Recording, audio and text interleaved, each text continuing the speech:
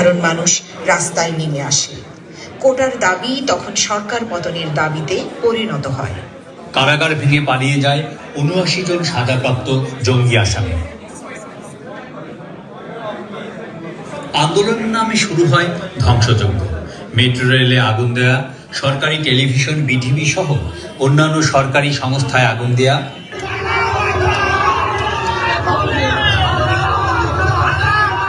থানা লুট, থানায় কর্মরত পুলিশকে জীবন্ত পুড়িয়ে মারা, পুলিশকে মেরে গাছের সাথে ফুটওভার ব্রিজে ঝুলিয়ে রাখা সহ চলে বিভীষিকাময় বর্বরতা।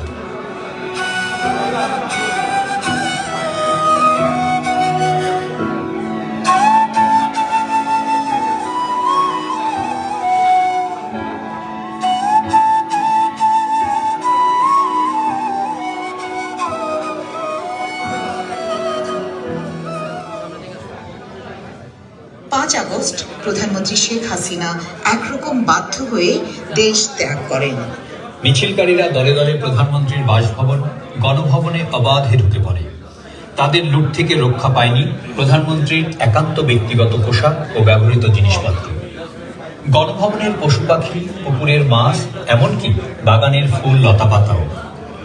বাংলাদেশের সর্বোচ্চ আইন প্রণয়নের পবিত্র স্থান সংসদ ভবনের গ্যালারিতে বসে সিগারেট খাওয়া বা নৃত্য করার মতো দৃশ্য।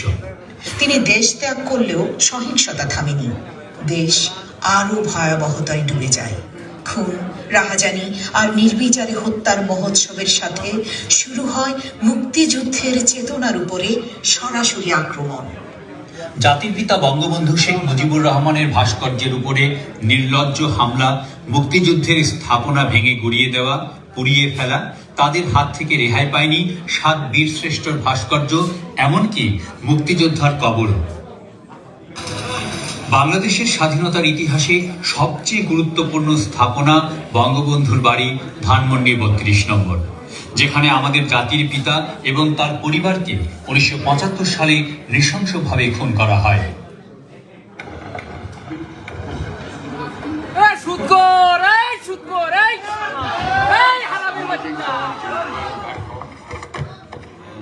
See what's happening here. We can organize ourselves to get out of the trouble that we're in. Doctor Mohammad Yunus ঢাকায় আসার প্রাক্কালে ফ্রান্সে একটি সাক্ষাৎকার দেন, যেখানে তিনি বলেন, বাংলাদেশের নৈরাজ্য, শেখ মুজিব এবং তার বাড়ির উপর হামলা, এসব শেখ হাসিনার উপর ক্ষোভের বহিঃপ্রকাশ। ৮ই August ২০২৪ Nobel laureate doctor Mohammad Yunus ঢাকায় অবতরণ করলেন বীরের বেশে। ৮ই আগস্ট প্রধান উপদেষ্টা হিসেবে শপথ নিলেন ডক্টর মোহাম্মদ ইউনূস। সরকার গঠন করলেন তার অনুগত কর্মী, আন্দোলনের নেতৃত্ব দেওয়া ছাত্র এবং ঢাকা বিশ্ববিদ্যালয়ের শিক্ষক আসিফ নজরুল। আপনারা আমার উপরে আস্থা রেখে আমাকে জানিয়েছেন, ছাত্ররা আমাকে আহ্বান দিয়েছে, সেটাতে আমি সাড়া দিয়েছি। দেশবাসীর কাছে আমার আবেদন, আপনারা যদি আমার উপরে বিশ্বাস রাখেন, আমার উপরে ভরসা রাখেন, তাহলে নিশ্চিত করেন যে দেশে কোনো জায়গায় তার উপরে হামলা হবে না।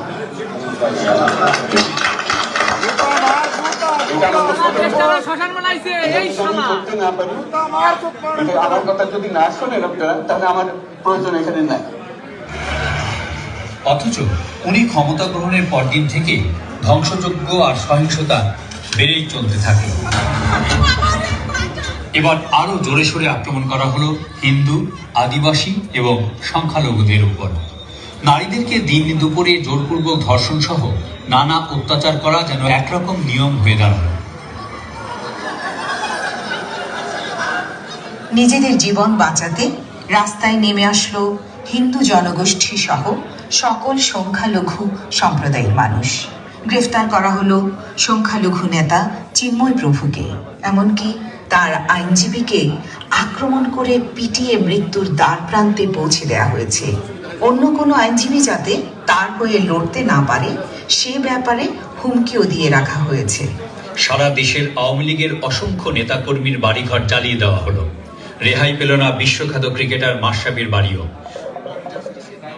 সব সন্ত্রাস করে পিটিয়ে হত্যা এক ধরনের উৎসবে তাদের হাত থেকে রেহাই পেল না পাগল ও তোফাজ্জল, রাজশাহীতে মাসুদ। ধারণা করা হয় 5 আগস্টের পর থেকে এখন পর্যন্ত প্রায় 5,000 মানুষকে হত্যা করা হয়েছে এবং 10,000-এর বেশি আওয়ামী লীগ কর্মী এবং সংখ্যালঘুদের উপর আঘাত হানা হয়েছে। সমস্ত শিক্ষা প্রতিষ্ঠান, কলেজ, বিশ্ববিদ্যালয়, এমনকি মাধ্যমিক বিদ্যালয়ের সংখ্যালঘু ও আওয়ামী লীগ সমর্থিত শিক্ষকদের মবের মাধ্যমে জোর করে পদত্যাগে বাধ্য করতে সরকার প্রত্যক্ষভাবে সহায়তা করেছে। মব জাস্টিসের নামে সন্ত্রাস করে পিটিয়ে হত্যা এক ধরনের উৎসবে পরিণত হল। ধারণা করা হয় 5 আগস্টের পর থেকে এখন পর্যন্ত প্রায় 5,000 মানুষকে হত্যা করা হয়েছে এবং 10,000-এর বেশি আওয়ামী লীগ কর্মী এবং সংখ্যালঘুদের উপর আঘাত হানা হয়েছে। আদালতের বিচারকদের তাড়িয়ে দিয়ে নিজেদের অনুগত লোকজনদের বসিয়ে বিচারের নামে নির্দোষ মানুষদের দিনের পর দিন কারাগারে পোড়া হচ্ছে। বিনা অপরাধে গ্রেপ্তার করে জেলে নেওয়া হলো ঘাতক দালাল নির্মূল কমিটির নেতা শাহরিয়ার কবিরকে। গ্রেপ্তার হলেন সংস্কৃত কর্মী আসাদুজ্জামান নূর, শমিক আয়সার, ডাক্তার দীপুমণি, আনিসুল হক সহ অসংখ্য আওয়ামী লীগ নেতাকর্মী। আদালতে পুলিশ এবং আইন শৃঙ্খলা রক্ষাকারী বাহিনীর সামনেই বর্বরোচিত হামলা করা হলো তাদের উপর। গ্রেফতারের শিকার হলেন সাংবাদিক শ্যামল দত্ত, মোজাম্মেল বাবু, ফারজানা রূপা, শাকিল আহমেদ সহ আরো অনেকে। 2004 সালে আওয়ামী লীগের জনসভায় গ্রেনেড হামলা মামলা থেকে সকল আসামিদের নিঃশর্ত মুক্তি দেওয়া হয়েছে। উল্লেখ্য, এই হামলায় আওয়ামী লীগের অন্তত 23 জন নেতাকর্মীর মৃত্যু হয় এবং শত শত মানুষ আহত হন। আওয়ামী লীগের সভানেত্রী শেখ হাসিনা কোনো রকমে প্রাণে বেঁচে যান।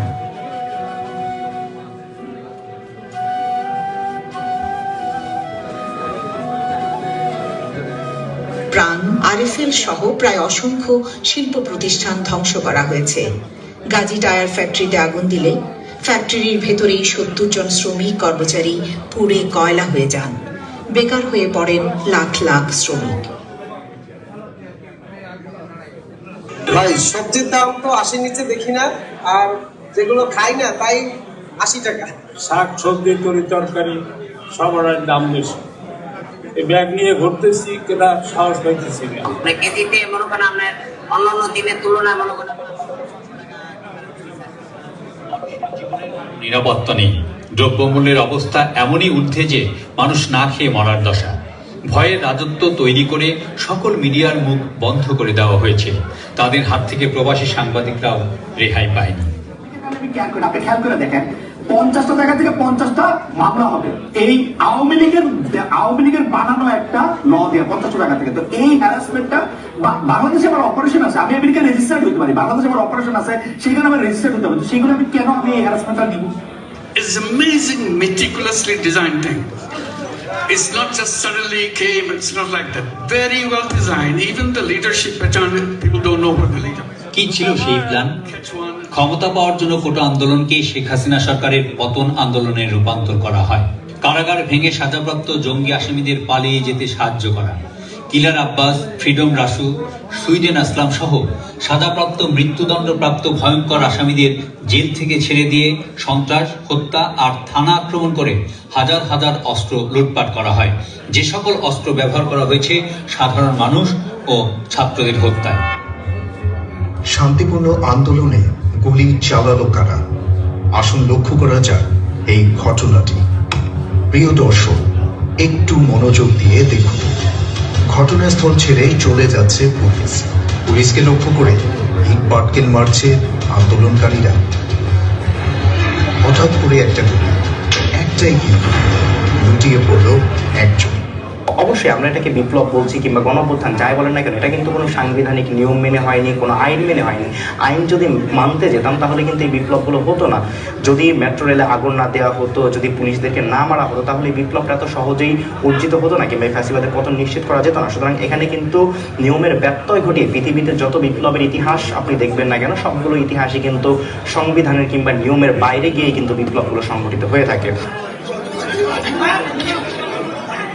শান্তির ফেরিওয়ালা ডক্টর ইউনূস এসব হত্যাকাণ্ডের বিচার ঠেকাতে ইন্ডেমনিটি অধ্যাদেশ দিয়ে আসামিদের নিঃশর্ত দায় মুক্তি দিয়েছে। কি করেছেন ডক্টর ইউনূস গত কয়েক মাস? ক্ষমতায় বসার পরের দিন ডক্টর ইউনূস আদালতকে ব্যবহার করে নিজের নামে 666 কোটি টাকার কর ফাঁকি সাজা বাতিল করেছেন।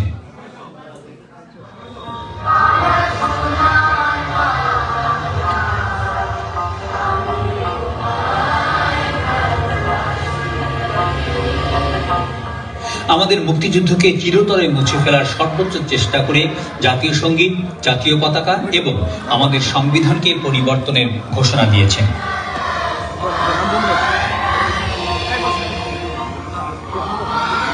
জাতির পিতা বঙ্গবন্ধুকে সকল জায়গা থেকে সরিয়ে দিয়েছেন। ৭ মার্চ সহ মুক্তিযুদ্ধের ইতিহাস বহনকারী সাংবিধানিক ৮টি দিবস বাতিল করেছেন। স্বাধীনতা নেতৃত্ব দানকারী ছাত্র সংগঠন ছাত্রলীগকে নিষিদ্ধ করেছেন।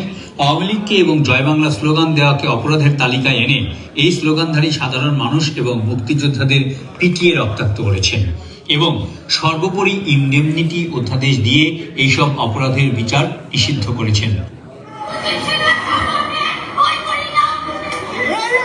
এই তথাকথিত বিপ্লবী এবং তত্ত্বাবধায়ক সরকারের প্রধান লক্ষ্য আমাদের মুক্তিযুদ্ধের ইতিহাস, আমাদের বাঙালি সত্তাকে মুছে ফেলে একটি সাম্প্রদায়িক রাষ্ট্রে পরিণত করা। যেভাবে হত্যা করা হয়েছে তার তদন্ত করতে হবে। আজ 2024, আমাদের স্বাধীনতা আবারও আক্রান্ত। আমাদের প্রিয় মাতৃভূমি আজ বিপন্ন।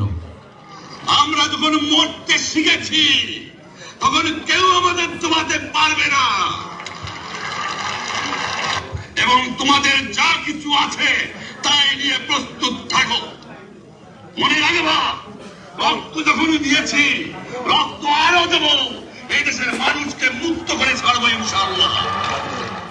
আসুন আরো একবার যার যা কিছু আছে তাই নিয়ে ঝাঁপিয়ে পড়ি, রক্ষা করি প্রাণের স্বদেশ। জয় বাংলা।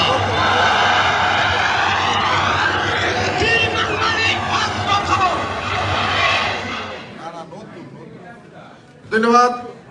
আমরা বক্তব্য পর্বে চলে যাচ্ছি। আমি আবারও অনুরোধ করব, আমরা চেষ্টা করব আমাদের সিনিয়র নেতৃবৃন্দরে বক্তব্য দেওয়ার। এখানে স্টেট আওয়ামী লীগ, মহানগর আওয়ামী লীগ, যুক্তরাষ্ট্র আওয়ামী লীগের নেতৃবৃন্দ আছেন, তাদের বক্তব্য আমরা নেব।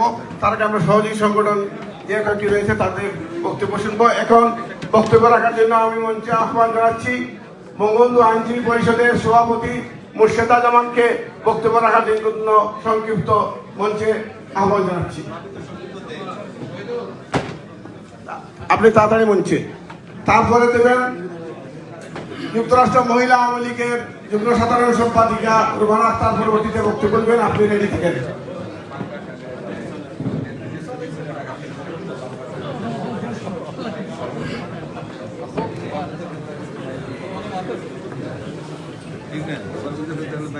আসসালামু আলাইকুম। আমি যুক্তরাষ্ট্র আওয়ামী লীগ ও যুক্তরাষ্ট্র আওয়ামী পরিবার কর্তৃক আয়োজিত আজকের সভার সভাপতি ও অন্যান্য আমাদের অতিথিবৃন্দ, আসসালামু আলাইকুম। আমি সংক্ষিপ্ত বক্তব্য দিতে পারছি, বক্তব্য দিব না। আজকের মঞ্চ থেকে আমরা শুধু এই ইউনূস সরকারের কে আমরা প্রতিহত করার জন্য যা কিছু করার দরকার আমরা এই মঞ্চ থেকে আমরা সেই ব্যবস্থা করব। আমরা কোনো কিছুতেই ভয় করবো না। তো আমি এখানে জয় বাংলা, জয় বঙ্গবন্ধু। ধন্যবাদ। বক্তব্য রাখবেন যুক্তরাষ্ট্র মহিলা আওয়ামী লীগের সহসাধারণ সম্পাদিকা রুমানা আক্তার। বলছি আপনাকে আমন্ত্রণ জানাচ্ছি।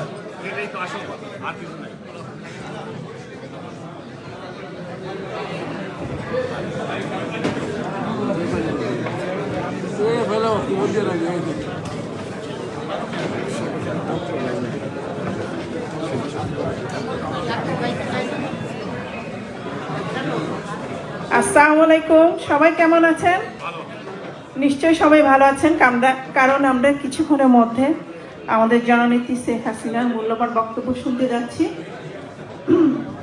আমি সর্বপ্রথমে আজকের অনুষ্ঠানের আয়োজক ডক্টর প্রদীপ রঞ্জকর, আহ্বায়ক এবং সদস্য সচিব প্রকৌশলী মোহাম্মদ আলী সিদ্দিকী, যাদের অক্লান্ত পরিশ্রমে আজকের এই অনুষ্ঠান সাকসেসফুল হয়ে উঠেছে। সর্বোপরি মঞ্চে অধিষ্ঠ বিশেষ অতিথি, যাদের এখানে আমন্ত্রণ যারা বসে আছেন, তাদের পেয়ে এই মঞ্চ আরো বেশি প্রাণবন্ত হয়েছে। তাদেরকে আমার অন্তরস্থল থেকে ধন্যবাদ জানাচ্ছি। আজকে আমরা এখানে সবাই সম্মিলিত হয়েছি আজকে বঙ্গবন্ধু 10ই জানুয়ারি স্বদেশ প্রত্যাবর্তন দিবস। আমি বঙ্গবন্ধুকে দুটি উইলিয়াম শেক্সপিয়ারের 12 নাইট থেকে দুইটি লাইন এখানে উল্লেখ করতে যাই, যেটা বঙ্গবন্ধুর সাথে মিলে যায় আমার মনে হয়। সেই দুটি লাইন হচ্ছে, some are born great, some achieve greatness, some have greatness thrust upon them. এই উক্তি দুটি আমার মনে হয় বঙ্গবন্ধুর সাথে পুরোপুরি মিলে যায়।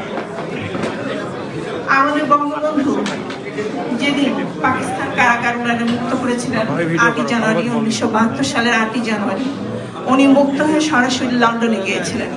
লন্ডনে গিয়েছিলেন এই যে তৎকালীন বিশ্বে, পুরা বিশ্বের মূল রাজনীতি মনে হয় তখন লন্ডনে হতো, এই জন্য তিনি লন্ডনে গিয়েছিলেন এবং সেখানে সদ্য স্বাধীন বাংলাদেশকে কিভাবে স্বীকৃতি জানানো যায় এইভাবে সেখানে প্রধানমন্ত্রীর সাথে তিনি আলোচনা করতে এবং সেখানে এমনই সুফল আলোচনা হয়েছিল যে তখন পুরো দেশ, পুরো মানে বিশ্ব লন্ডনের দিকে তাকিয়ে থাকতো যে কি ওখানে ঘটছে।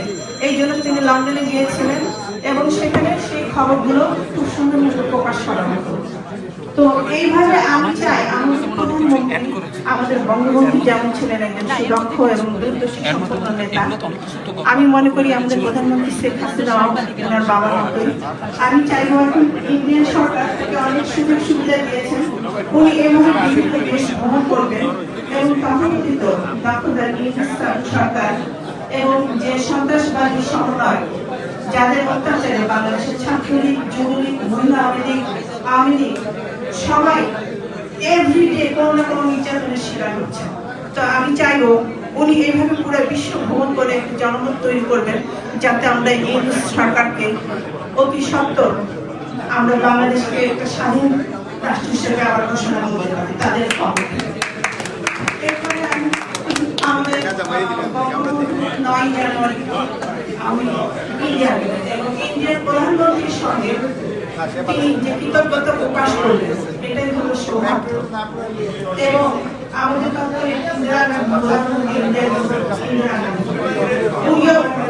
বড় ভাই এইভাবে তিনি আবার 10 জানুয়ারি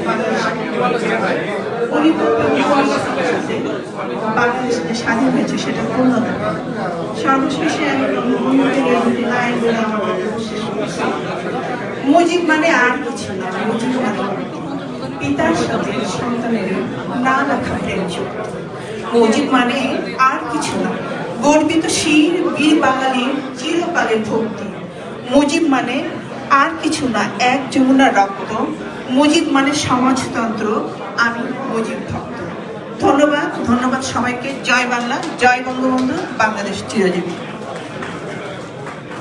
এখন বক্তব্য রাখার জন্য আমি আহ্বান জানাচ্ছি শেখ হাসিনা মঞ্চের সংগ্রামী সভাপতি, আমাদের অত্যন্ত প্রিয় ভাজন জনাব জালাল উদ্দিন জলিল ভাইকে সংক্ষিপ্ত বক্তব্য রাখার জন্য আমন্ত্রণ জানাচ্ছি।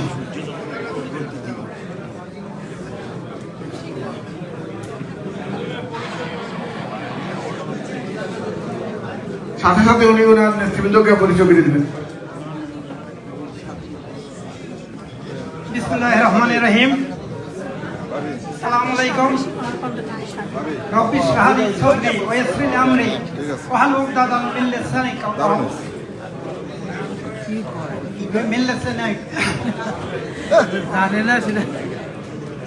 সরি ভাই, ভুলে গেছি। মঞ্চে উপবিষ্ট গুরুজন এবং নেতৃবৃন্দ, ভাই বোনেরা, আসসালামু আলাইকুম। আজ ৭৭ সালের 10ই জানুয়ারি বঙ্গবন্ধু জাতির পিতা স্বদেশ প্রত্যাবর্তন উপলক্ষে আয়োজিত সম্মানিত সভাপতি এবং উপস্থিত ভাই বোনেরা, আসসালামু আলাইকুম। আমরা এখানে আসছি, আমরা আমাদের দল ক্ষমতায় নাই, আমরা এখন আক্রান্ত।